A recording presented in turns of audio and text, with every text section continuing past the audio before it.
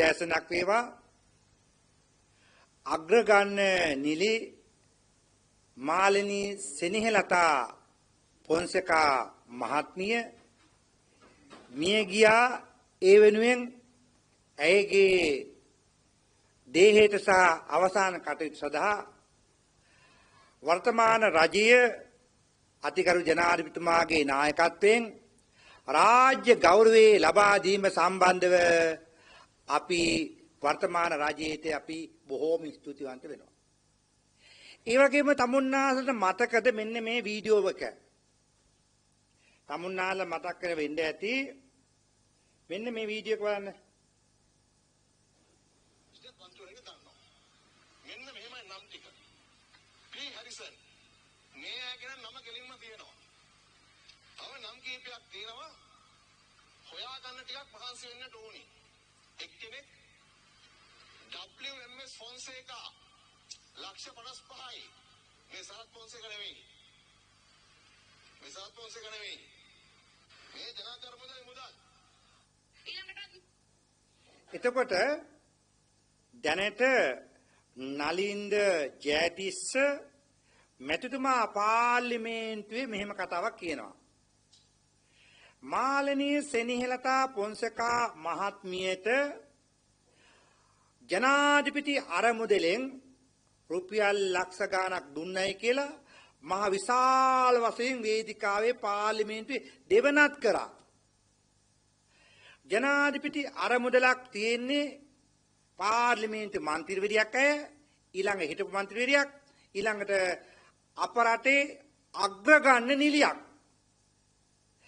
දැන් ලෝකයේ බලන්න, ඉන්දියාව බලන්න, තමන්ගේ රටට සේවය කරන නිලියන්ට සහ ගායක ගායිකාවන්ට ප්‍රමුඛතාවයේ දීලා තියෙනවා ඇම්බුලන්ස් එක පවා පස්සෙන් යන්න ආරක්ෂා කරන්න. මොකද රටට ආදායම් කරන කට්ටිය ආරක්ෂා කරන්න රජයේ බෙදලා තිනවා. ලතා මංගেশකාරගේ දේහය බලන්න. ඇයට පුළුවන් තරම් රාජ්‍ය ගෞරවයක් දුන්නා. ඒ වගේම ජීවතුන් අතර ඉන්නකොට ඇයට පුළුවන් තරම් රජයේ පූර්ණ අනුග්‍රහය ලබා දුන්නා. දැන් මේ මියගිය මාලිනී පොන්සේකා මහත්මියට ඇයට වෙදහෙදකම් කර ගැනීම සඳහා ජනාධිපති අරමුදලෙන් ලබා දීපු මුදල මහ විශාල වශයෙන් ප්‍රසිද්ධියට ලක් කළා. දැන් ආපස්සට නලින්ද මහත්තයෝ තමුන්නාලා මොනවා කාලා දන්නේ, මොනවා ගිල්ලද මන් දන්නේ, කටු කාලා දන්නෙත් නෑ, මස් කන්න දැන් ටික කාලෙන් කණි.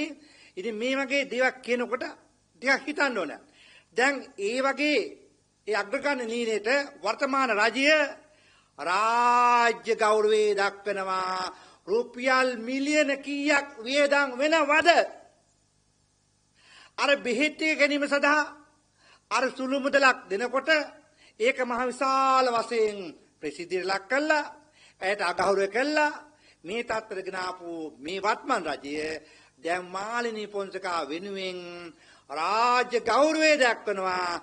අපි සතුටු වෙනවා ඒක හරි කරාට. එතකොට මේ රාජ්‍ය ගෞරවය දක්වන්න රුපියල් බිලියන මිලියන කීයක් යනවද? මේවා ගැන කතා කරන්න කවුරක්වත් නැහැ. හැබැයි මහා ලොකුවට මහා පරිමාණයෙන් කතා කරන්න කට්ටියනවා. නමුත් ඇයට නිලියට මාලිනී පොන්සේකාට දිය යුතු වරප්‍රසාද ලබා දුන්නේ නැවත් මන් රජය සහ පසුගිය රජය. ඇය ජීවත් කරවීම සඳහා යමක් කමක් කරන්න අවස්ථාවක් තිබුණත් එය කළේ නෑ. මොකද තව ටික කාලයක් හරි ජීවත් කරවන්න තිබුණා. රජයේ අනුග්‍රහය තිබුණා නම්. මේ මාලිනී පොන්සේකට පමණක් නෙමෙයි. තව නළු නිලියෝ ඉනවා, ගායක ගායිකාවෝ ඉන්නවා. දැන් දැන් ලතා වල්පොල, ගී රැජින, ගීත කෝකිලාව, ලතා වල්පොලගේ ජීවිතය ආරක්ෂා කරන්නවත් වර්තමාන රජයේ අඩුම ගානේ බෙහෙත් පෙත්තක් ගන්න රුපියලක්වත් දුන්නාද කියන එක අපි සොයා බලන්න ඕන.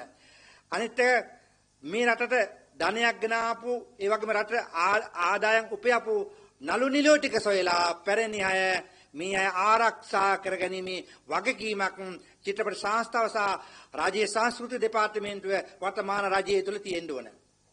දැන් වසන්ත සමරසිංහ මහත්තයා කියනවා අපි ලුණු ගෙනාවා, ඕනට නැක ලුණු තියෙනවා. මගේ හත්ති ලව්වේ මේ ලුණු ගෙන්වන්න ඇමති කෙනෙක් අවශ්‍යද? ඇමතිවරු නැතුව හිටියානම් එහෙම ලුණු හිගයක් තිබ්බොත් එහෙම එතකොට ඇමතිවරයාද මේකේ තීරණ ගන්නෙ. ලුණු ගෙන්වීම සහ කටයුතු වලට ඇමතිවරයෙක් අවශ්‍යම නැහැ. ලුණු ගෙන්වීමේ ඒ අමාත්‍යාංශයේ ලේකම්වරයා ඉන්නවා. අතිරේක ලේකම් ඉන්නවා. භාණ්ඩාගාරිකලා ඉන්නවා. සභාපතිවරු ඉන්නවා. මුන්ටත් බලය තියනවද නැත්නම් මුන් ටික නිකන් හෙන්චයියෝ වාගේ එහෙයියෝ කියාගෙන ඉන්න දාලා තිනවද? අපිට ප්‍රශ්නයක්. දැන් ගෙන ආපු ලුණු ටික මුහුදේ දිය වෙලා තියෙන්නේ. ගොඩට ගත්තද ගොඩට අරගෙන ජනතාව ලුණු බෙදා දුන්නද? හැබැයි තාම වෙළඳ පොලේ ලුණු ඇටයක් අපි දැක්කෙත් නෑ. අපි ලුණු ගන්න ගියා ඊයේ බෙදා මේ යම් කඩේකට. අනේ හාමුදුරේ ලුණු ආවේ නෑ තව. මේ මගේ ප්‍රයෝජන සඳහා. එහෙනම් අර පසුගිය රජයේ අපි දැක්කා එක්තරා මන්ත්‍රීවෙක් සුනිල් වටගලෑම ලුණු ගේන ඇමතුරු සහල් ගේන ඇමතුරු ඕනද කියලා ඇහුවා. දැන් මේ ප්‍රශ්නේ මම ඒගොල්ලන්ගෙන් අහන්න කැමතියි. තමුන්නාලට ඇමතුරු ඕනද ලුණු ගෙන්න ඉන්න සදා. දැන් හාල් කිලෝ එකට වඩා ලුණු කිලෝ එක ගණන් ගියේ කාගේ වරදින්ද?